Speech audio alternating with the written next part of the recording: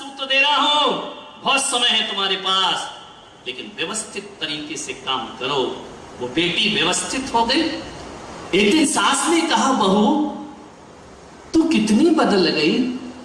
भीतर से बोली, 6 महीने बाद बताऊंगी कितनी। बोले अम्मा जी हाँ थोड़ा अभी अपने ही घर है, किससे लड़ूं किससे झगड़ूं, इस घर को स्वर्ग बनाना है अम्मा जी, मैं कसम लेकर के आई हूं। सास ने कहा, बेटी इस घर को स्वर्ग? उसके सिर पे हाथ रखा, रोज उठती सास के पैर छूती, ससुर के पैर छूती। क्या दिक्कत है, थोड़ा सा इस कमर को झुका लो, चरण छू लो, अपना क्या बिगड़ जाएगा। मैं कहता हूं मंदिर में भगवान को 3 बार की जगह 1 बार ही प्रणाम कर लेना, लेकिन सासू को प्रणाम जरूर करना, ससुर को प्रणाम जरूर करना। अरे मंदिर का भगवान तुम्हारा कुछ नहीं बिगाड़ेगा। और अम्मा नाराज हो गई तो घर में महाभारत। एक प्रणाम अपनी तरफ से उस अम्मा को भी दे देना। ए मेरी अम्मा जगत जननी जगदम्बा, तू मुझे सुबह सुबह प्रसन्न होने का आशीर्वाद दे दे। और अम्मा ने कह दिया, बेटी खुश रहे, आज का दिन हो गया तुम्हारा, मेरे आशीर्वाद से भले खुश नहीं रहो। सासुओं का और ससुर का मिल गया ना तो पूरा दिन तुम्हारा अच्छा जाएगा, ध्यान रखिए। प्रणाम करती। एक दिन सास ने कहा, बेटा अब मैं बूढ़ी हो गई हूं। कमर में हाथ लगाया, चाबी का गुच्छा निकाला, आज से बेटा ये घर तू संभालना। अब दूध वाले का हिसाब तू ही करेगी, धोबी का हिसाब तू ही करेगी, क्या सब्जी बनना ये फैसला तू करेगी, जो कुछ करना है तू करे। आज से तू इस घर की माल गए। जैसे ही चाबी ली, बोले यार महाराज का मंत्र तो काम कर गया। और तो क्या है, अब तो रोज दिवाली है, घर घर में खुशहाली। चाबी आ गई हाथ में, सब हिसाब करने लगी, सब मैनेज करने लगी। देवर भाभी भाभी करता, देव ननन भाभी भाभी भाभी, उसकी जुबान नहीं थकती, भाभी भाभी कहते। ससुर जी बाजार से लौटते तो खाली हाथ नहीं आते। एक बात ध्यान रखना, मंदिरों में लिखा ना, खाली हाथ मंदिर मत जाओ। मैं पुलक सागर भी कहता हूं, बुढ़ापे में ससुरो कहीं से लौटो तो घर खाली हाथ मत आना। बहू के लिए कुछ ना कुछ मीठा लेकर के जरूर आना। लेकर के, ये छोटी छोटी बातें हैं। मंदिर में चावल नहीं तो भगवान गुस्सा नहीं होगा। और यदि बहू को मीठा लेकर आ गए तो बहू इतनी खुश हो जाएगी, गरम गरम फुलके और तरम तरम और नरम नरम खिला करके तुम्हारा बुढ़ापा सार्थक है। क्या बिगड़ता है?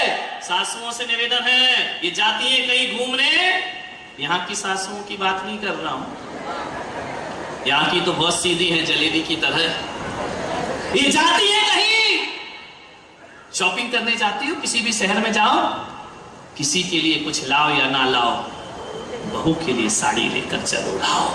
भले वो साड़ी 500 रुपए की क्यों ना हो, भले वो साड़ी 250 रुपए की क्यों ना हो।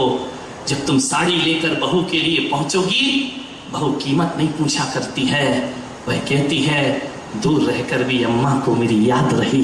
इस बात से वह उसका जीवन आनंद में व्यतीत हो। कुछ तो बेटी के लिए लाओगी, बेटा के लिए लाओगी, इनके लिए भले मत लाओ, बहू के लिए जरूर लाओ। अजीब बहू आ गई क्या? सीख लो, ध्यान रखना। मीठा लेकर जरूर आओ। देवर जब भी लौटे घर बाजार से, भाभी के लिए कुछ ना आइसक्रीम लेकर जरूर आता। भाभी ने कहा, यार मैं तो धन्य हो गई, ससुर जी बिना मीठा लाए घर में प्रवेश नहीं करते। आवाज लगाते, बहू रानी ले मीठा लाई। उधर मीठा सुनती, इधर बहू रानी, उधर से भर लाई वो फ्रिज का ठंडा पानी। पिताजी बैठिए, आइए। समय बीता, 4 महीने हो गए। अरे उसने कहा, यार मजा तो आ रहा है, कितने दिन बाकी है? 2 महीने। समय बीता, देवरानी जिठानी का प्यार मिलने लगा। बहू सास का गला नहीं सूखता, बहू की प्रशंसा करते, जो आता मेरी बहू मेरी बहू मेरी बहू। इसने कहा मजा आ गया। और जिसकी प्रशंसा सास करती है ना, उस बहू की प्रशंसा पूरा मोहल्ला करता है, पूरे रिश्तेदार किया करते हैं। सम्मान बढ़ जाता है। मेरी बहू, मेरी बेटी, रक्षाबंधन आने वाला है, भाई लेने आया, उसने कहा अम्मा जी बहन को ले जाओ। अरे अम्मा जी ने कहा नहीं बेटा, ये तो घर की लक्ष्मी, इसके बिना घर सूना सूना हो जाएगा। उसने कहा देखो अम्मा जी, राखी पे तो जाएगी, मेरी बहन है, इसे ले जाओ। बहू ने पूछा कि देखो मम्मी मना कर रही है तो मैं नहीं चलती हूं। अरे मम्मी इतनी बदल गई। मम्मी ने कहा बेटा नहीं जा, तो राखी, लेकिन बेटा इसको जल्दी वापस लौटा देना, इसके बिना हमारा मन लगने वाला नहीं है। जैसे ही घर गई, पिता से लिपट गई, पिताजी मजा आ गया। बोले मजा आ गया? बोले हाँ। बोले ससुराल कैसी? बोले स्वर्ग जैसी ससुराल। बोले नहीं बेटा वो तो नरक था ना। अरे नहीं पिताजी, ऐसी ससुराल नहीं मिला करती। अरे बोले एक बात बता बेटा, वो तेरा राक्षस ससुर कैसा है? बोले पिताजी प्लीज प्लीज प्लीज मेरे ससुर को राक्षस मत बोलिए, वो तो बिल्कुल भगवान की तरह है। आपकी याद नहीं आती मुझे? अरे बाप ने कहा गजब कर दिया। बोले वो डायन कैसी है, वो सुधरेगी नहीं? अरे वो डायन नहीं पिताजी, मम्मी है पूरी मेरी, मम्मी की याद नहीं आती जब मैं सासू के पास बैठ। अरे बोले वो चुगलखोर, वो ननद। अरे प्लीज पिताजी मत करो मेरे ससुराल का अपमान, वो मेरी सहेली की तरह रहती है, दिन भर भाभी भाभी किया करती है। और बोले वो देवर, बोले कुंवर कन्हैया ऐसा देवर मेरा। अरे बोले आवारा था ना? बोले नहीं। बोले वो तेरा जेठ, बोले बड़े भाई की तरह है। और मेरा, बोले तेरा वो राक्षस यमराज पति। ऐसा मत बोलो पिताजी, देखो मेरा दिल दुखता है, भला है बुरा है जैसा भी है। यही बोल रही हो, घर में भी बोल दिया करो।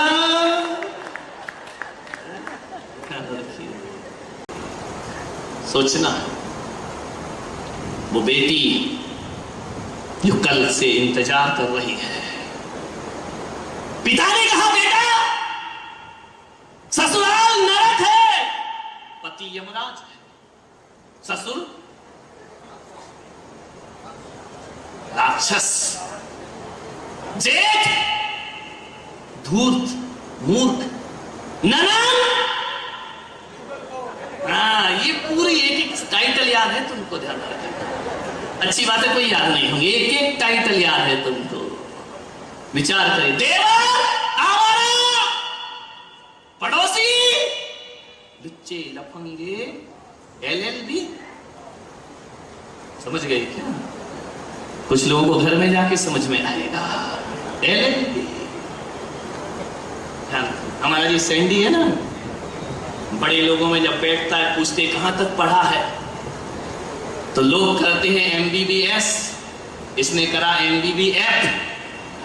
बोल दिया पढ़े लिखे लड़कों के सामने MBBF, लड़के चकरा गए, ये कौन सी डिग्री है? MBBF में नया कोर्स कहां का आ गया? मुझसे पूछा कि महाराज ये कौन सा कोर्स? मैंने कहा बहुत बड़ा कोर्स है। बोले क्या? मैंने कहा MBBF का मतलब होता मैट्रिक में बार बार फेल। अब क्या करें, इज्जत तो बचाना पड़ती है। एक कर रहा था MTech, सैंडी ने कर लिया BTech। लोगों ने पूछा ये कौन सी पढ़ाई है? मैंने कहा BTech है। वो बोले क्यों? मैंने कहा बैचलर ऑफ थम। ध्यान रखना BTech की पढ़ाई है, माननीय। विचार करना है। उस लड़की से पिता ने कहा बेटा, अपने यहां एक महाराज का चातुर्मास चल रहा है, यदि तेरी ससुराल तेरी मुट्ठी में आ जाए तो तू ससुराल जाएगी? उसने कहा हाँ पिताजी जाऊंगी। मैं चाहती क्या हूं? हुकूमत मुझे प्राप्त, पूरा घर मेरे इशारों पे चले, हर कोई मुझे पूछे, हर कोई मेरा निर्णय ले। पिताजी ने कहा कोई बड़ी बात नहीं है बेटा, बहुत छोटी सी बात है। छोटी सी बात है? वहां तो कोई मुझे लिफ्ट ही नहीं देता है। अरे बोले लिफ्ट छोड़ बेटा, जो मैं कह रहा हूं वो कर, तुझे गिफ्ट मिलेगी। गिफ्ट मिलेगी? बोले हाँ। क्या करना पिताजी? ससुराल जाना, बस 6 महीने, ओनली 6 महीने, किसी को जवाब मत देना और जिद मत करना। ठीक है पिताजी, लेकिन एक बात याद रखना, 6 महीने में एक दिन भी ज्यादा नहीं चलेगा। 6 महीने का मतलब उसके बाद राष्ट्रपति शासन लागू हो जाएगा, ध्यान रखना। उसने कहा बेटा तू जा, बोले मंत्र में जपूंगा, लेकिन एक भी दिन तूने जवाब दे दिया, गुस्सा कर लिया, मेरी 6 महीने की साधना मिट्टी में मिल जाएगी, फिर 99 पे सांप डसेगा और हम लौट कर नीचे।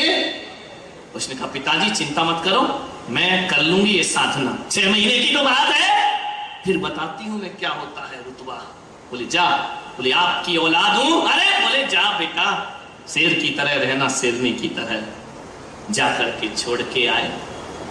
जैसे ही पहुंचे घर में, जैसे ही इसको देखा, अरे सास ने कहा आ गई कल मूवी, फिर घर में कलह होगी। लड़के की बाप ने कहा माता जी ये मेरी बेटी 6 महीने में अब ऐसा नहीं करेगी जो आपको सिखाए। बोले नहीं ये नहीं सुधरने वाली जिंदगी में। पिता ने कहा एक मौका दीजिए। लड़की का बाप था, लाचार था, क्या करे। माता जी एक मौका दीजिए, इस लड़की को जीवन मत बिगाड़ो उसका। बोले अरे इसका जीवन क्या, इसने तो हमारे घर के 5 मेंबरों का जीवन बिगाड़ रखा है। बोले अम्मा जी आप सही कह रही हैं, एक मौका। अम्मा ने कहा ठीक है। पिता ने उसको छोड़ा, घर गया। लड़की जो 8 बजे उठती थी 6 बजे उठ गई। उठी, किचन में गई, खटर पटर शुरू हो गया। अम्मा ने अपनी बेटी से कहा बेटी देख किचन में बिल्ली है क्या। अरे बेटी गई, बोले नहीं बिल्ली नहीं है। बोले कौन है। बोले बड़ी वाली है। बोले मतलब क्या भाभी। बोले हाँ। क्या कर रही है। क्या मालूम, चाय बनाई लेकर आई। अम्मा जी चाय पियो। बुढ़िया ने देखा चाय पियो, ये बोई वाली है या कोई हमशक्ल है, चेंज हो गई। ये तो 8 बजे सो के उठती थी, एक और 4 सुनाती थी। बोली अम्मा जी चाय पियो। उसने कहा देख कुछ गड़बड़ तो नहीं है मामला इसका। ससुर जी के पास गई, पिताजी उठो समय हो गया, उठिए स्नान करिए मंदिर जाइए। ससुर ने कहा यार ये कौन है, इतने प्यार से बोल रही है। चश्मा उतारा, देखा, पहुंचा, ये बोई वाली है या कोई और है, हम शकल है, चेंज हो गई, जुड़वा है। इतने फूल तो इसकी वाणी में कभी झरते ही। जैसे ही गई हाथ से गिलास गिर गया, कांच का था, टूट गया। ससुर ने कहा अंधी है, दिखता नहीं है, आते ही साथ कांच फोड़ रही है। उसने कहा बुढ़े बंधी हूं सिंहासन से, 6 महीने की बात नहीं थी, कांच तेरे सिर पे फोड़ती है। लेकिन उसने बनावटी चेहरा, पिताजी सॉरी मैं आगे से ध्यान रखूंगी, मुझे माफ कर दो, अब गलती ऐसी नहीं होगी। ससुर ने कहा ये कैसा बोल रही है, गलती नहीं होगी। कुछ दिन बीते, 15 दिन हुए। धीरे धीरे सास ने देखा ये तो पूरी चेंज है, न किसी को जवाब देती, न रूखा बोलती, समय से नाश्ता बनाती, समय से भोजन बनाती। ध्यान रखना मान्यवर बेटियों से निवेदन है, क्या चाहते हैं सास ससुर, सब काम समय पे कर दो। जो समय का महत्व नहीं समझते उनको पूरा दिन लगता है और काम भी नहीं होता है। यदि एक टाइम टेबल बनाओ, इतने बजे चाय, इतने बजे नाश्ता, इतने बजे भोजन, तो मैं कहूंगा ये छोटे दिन भी तुम्हें बहुत बड़े दिन लगेंगे। अनुशासन से जियो, डिसिप्लिन से जियो। रोज सुबह उठ करके चार्ट बनाओ, एक कागज पेन लेकर के, कितने बजे मुझे क्या करना है, कितने बजे मुझे क्या करना है, कब मुझे मंदिर जाना है, कब मुझे पूजन करना है, कितने बजे भोजन बनाना है। यदि ऐसा कर लिया ना, मैं विश्वास दिलाता हूं इतना टाइम मिलेगा तुम्हें। अभी तो खाना बनाती नौकरानी, पोछा वाली पोछा करती है, कपड़े वाली कपड़े। तो बोले क्या कर रही हो, टाइम नहीं है। अरे काम कुछ नहीं, बिजी ज्यादा है। तो काम कुछ नहीं है, ढेला भर का। मानिए थोड़ा सा चेंज करो, टाइम टेबल बनाओ। मैं खुद टाइम टेबल बनाता हूं कितने बजे मुझे सो के उठना है, कितने बजे मुझे, कितनी भी परेशानियां हो जाए, 4 बजे यदि सामायिक करना है तो करना है। ध्यान रखिए, प्रतिक्रमण समय पे करना है तो करना है। कब मुझे पढ़ना है, कब मुझे बोलना है। लोग आते रहते हैं, दर्शन करते रहते हैं, यदि मेरे पढ़ाई का टाइम है तो मुझे कोई डिस्टर्ब नहीं होता, मैं अपनी पढ़ाई लिखाई करते रहता हूं। रात को लोग भैयावती करते रहते हैं, मैं अपना होमवर्क करते रहता हूं। ध्यान रखिए, मुझे कोई डिस्टर्बेंस नहीं होता। समय ही समय है जिंदगी में। कौन कहता है हमारे पास समय नहीं है? हम व्यवस्थित नहीं है, हम करते नहीं है, सही नहीं करते, और करते भी है तो व्यवस्थित